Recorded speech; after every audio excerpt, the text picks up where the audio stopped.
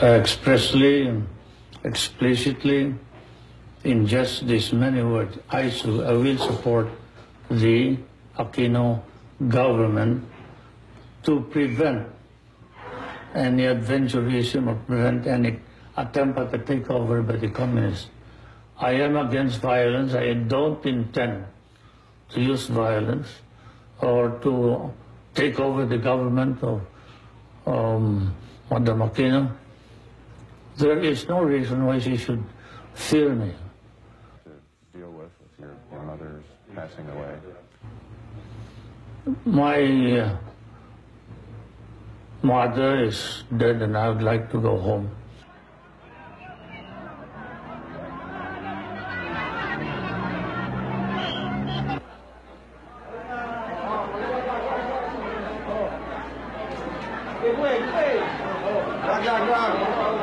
Are urging President Rodrigo Duterte to reconsider his position, allowing the burial of former President Ferdinand Marcos at the Libingan ng mga Bayani. They're staging simultaneous protests in several universities. Our senior correspondent Ina Andalong reports. Maaring nanalo kayo sa Korte Suprema, pero sa protesta, sa laban sa lansangan, magpapatuloy po. With arms raised, they aired their frustration and anger. No to former President Ferdinand Marcos's burial at the Libingan ng mga Bayani. These are students from UP Diliman, affiliated with militant groups. Similar protests are being held in other universities, like UP Manila and the Polytechnic University of the Philippines. They're calling today a day of rage against a hero's burial for Marcos. They're part of the youth, a sector that didn't experience martial law. But these students say they know what went on in those years when Marcos ruled with an iron hand.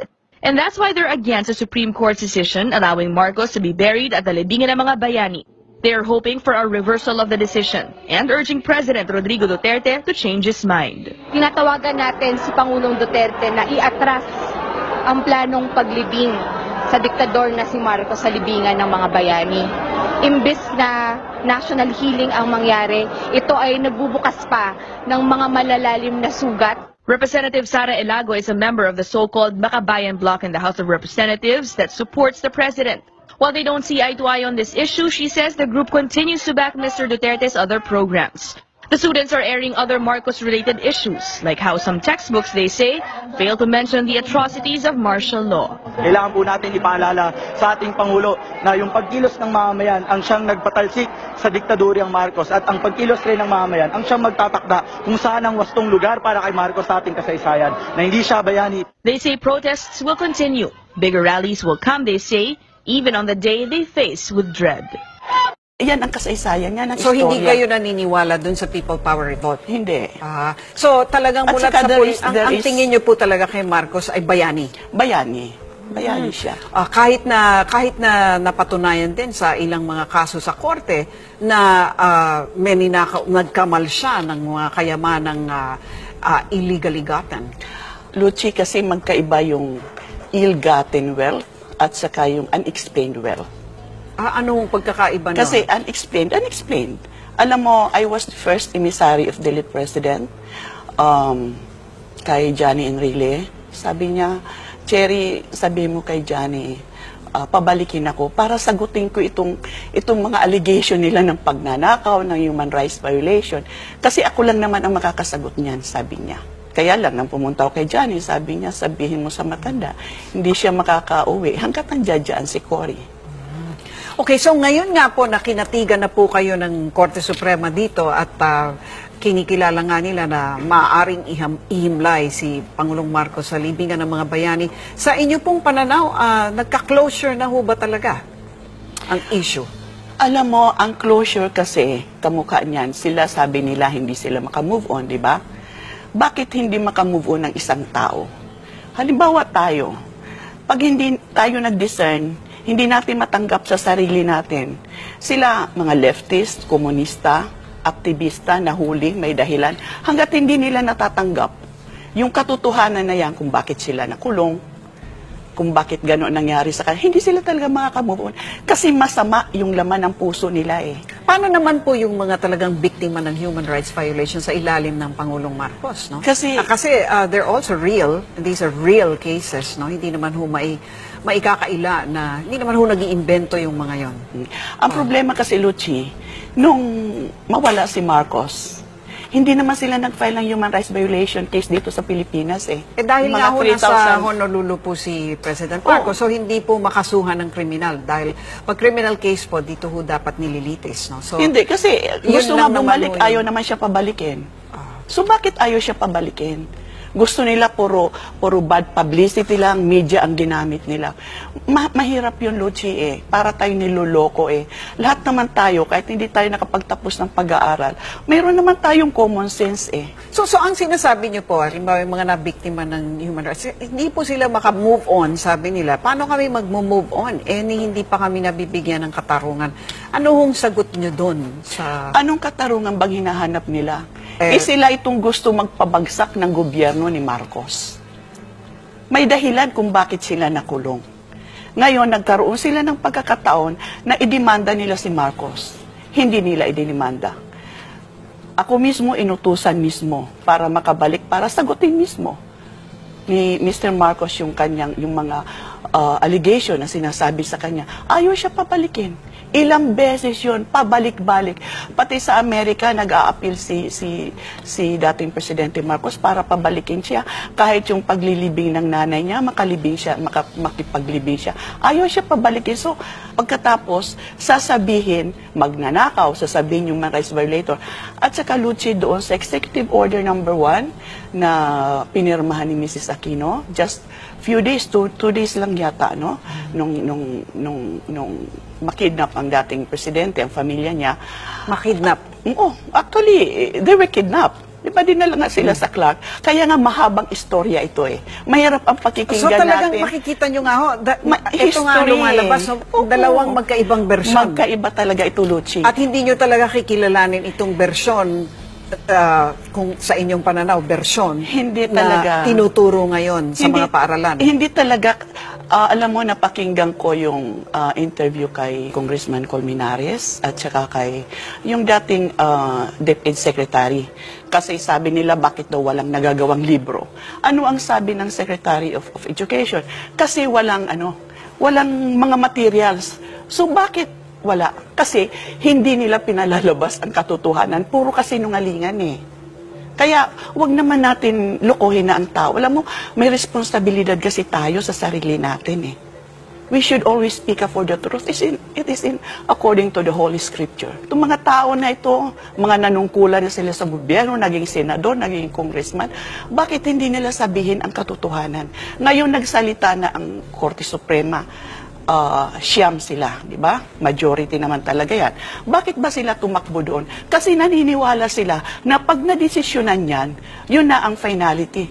Bakit ngayon na porkit hindi nadesisyonan sa pabor nila, alam mo, iba pa rin ang kanila. So anong magagawa mo sa kanila? Kaya nga ako sabi ko, sa mga kapwa kolonyalista, sabi ko, idasal na lang natin sila.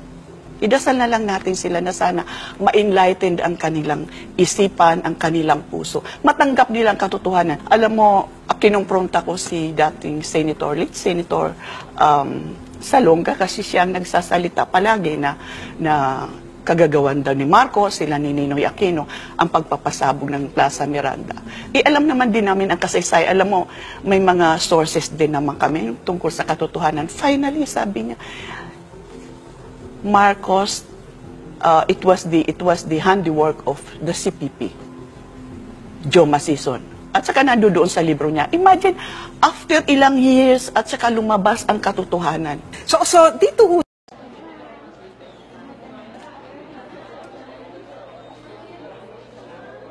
I am filing this case under oath. Under oath. I am Imelda Romualdez Marquez. And you have read compensatory. Original.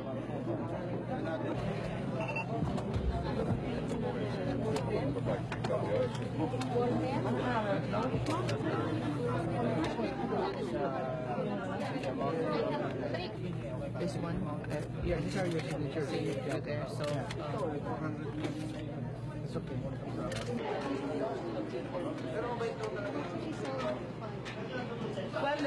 because I have been beleaguered for the last 10 years. And of course, the right for eternal rest. They have desecrated also the tombs of my forebears. And also my right to enter my ancestral home. It is a mother's cry for justice, for her children's basic right to a piece of land and home in their own country. Sino kapatas dito? Ay, ay.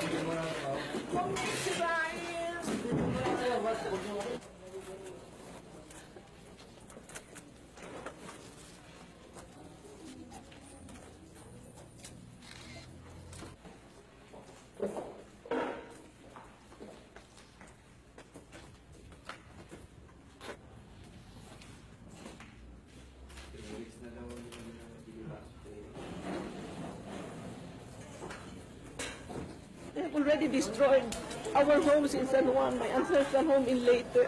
They destroyed all our homes everywhere. Now, they're taking our children's school. Why?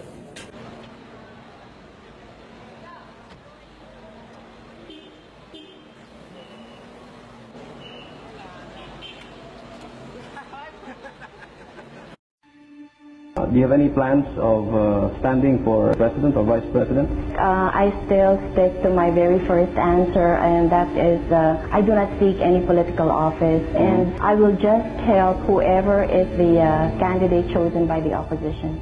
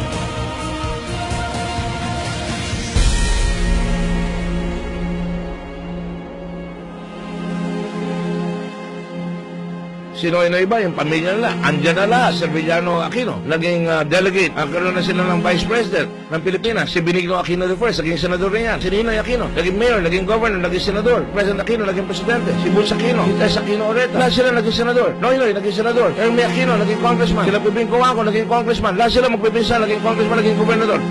Kamusta ang Tarlac?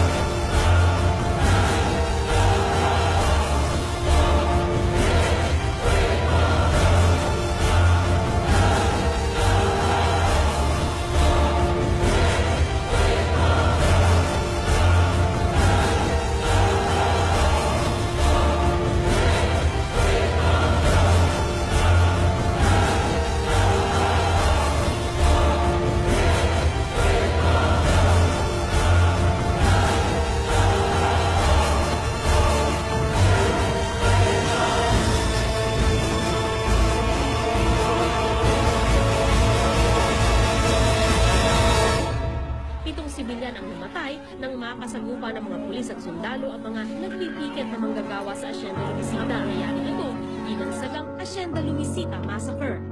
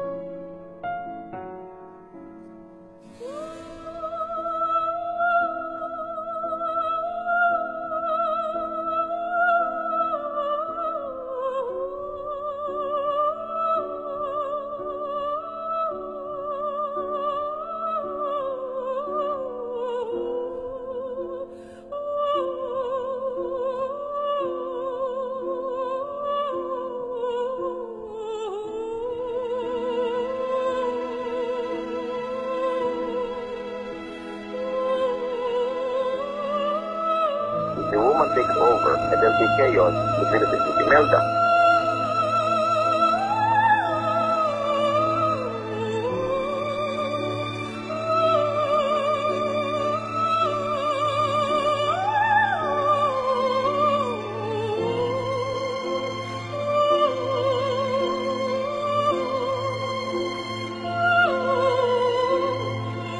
I still stick to my very first answer, and that is I do not seek any political office, and I will just help whoever is the candidate chosen by the opposition.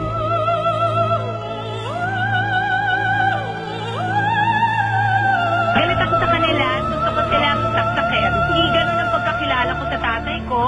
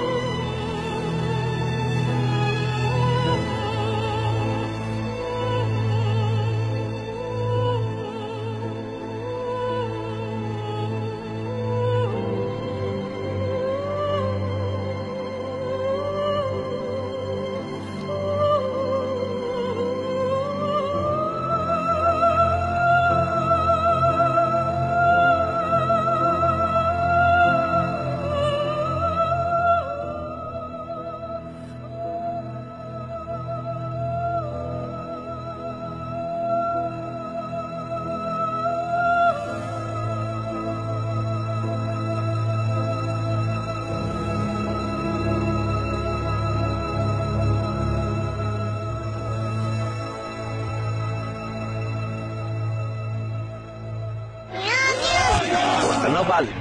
Yun, di ba?